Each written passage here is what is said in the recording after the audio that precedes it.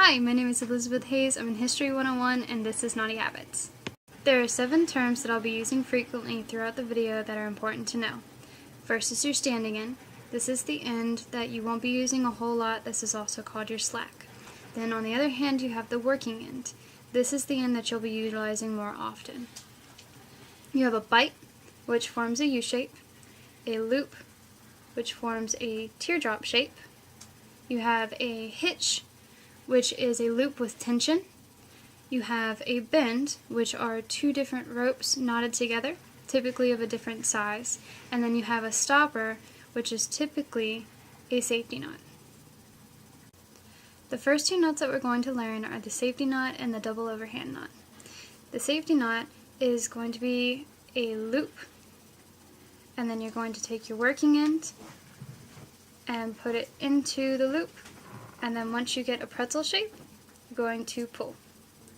The double overhand knot is very similar. You're going to have that same loop, and then you're going to put your working end through the loop, and then again through the loop, so you've done that 2 times, and then you're going to pull again. So it looks like that. The next 2 knots to know are the figure 8 and the clove hitch. With the figure 8, you're going to take a loop, have your working end go around to make an 8, and then it's going to go back through that loop, and then you're going to pull. And it's going to actually look like an 8 figure. For the clove hitch, you're going to have 2 loops, an overhand and an underhand loop. And then once you have those, you're going to put them together, and then you'll be able to wrap them around an object. That knot at the end should look like this. The handcuff knot starts off similar to the clove hitch. You're going to have 2 knots again, and then you're going to place them together, but you're going to take the insides and then pull them apart.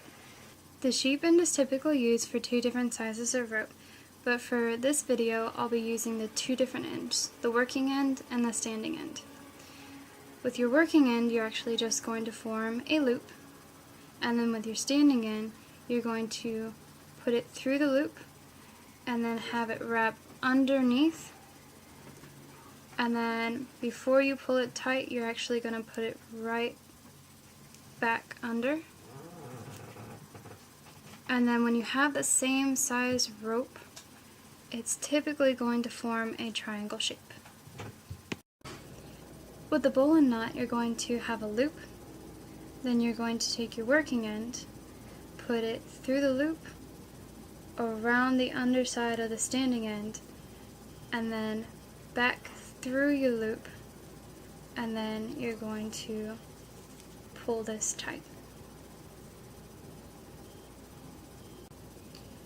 For the round turn and 2 half hitches, you're going to take your working end and wrap it completely around, and then you're going to take your working end and pull it through there, and then you're going to do that once more, and then once you tighten this,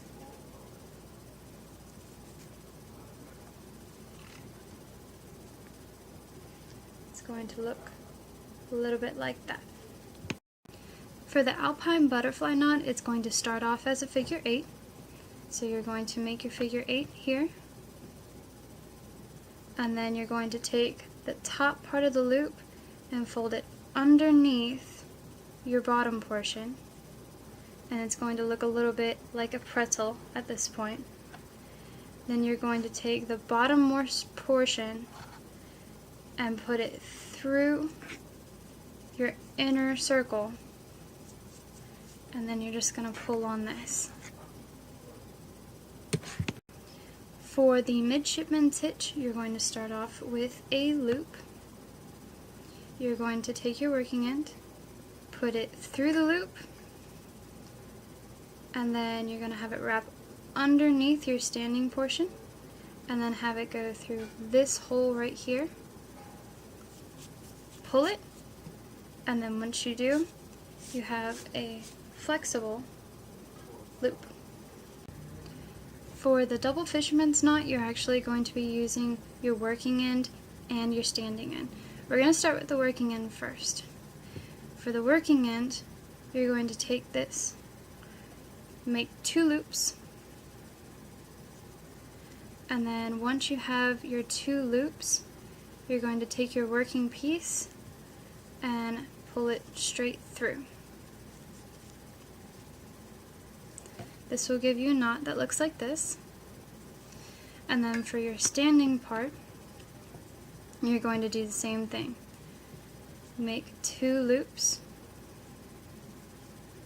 Once you have those 2 loops, take your working section and pull it through again. Once you have these 2 pieces together, your double fisherman's is going to look like this. And once you pull, they come together, and then you can also pull them right back apart. Last, we have the trucker's hitch. Trucker hitch is going to start off with a clove hitch.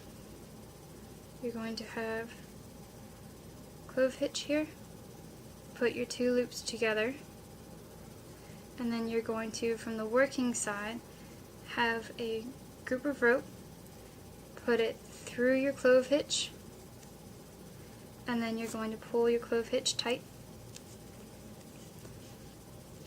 Once you have a section that looks like this, you're going to take your working end and put it through this loop that you've made, and now you have a section that looks like that. And then you're going to want tension to finish off this hitch.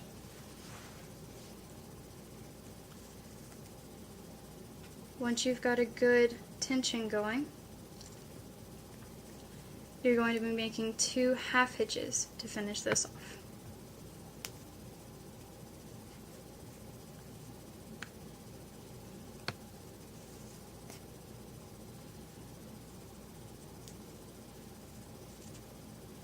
And pull that tight.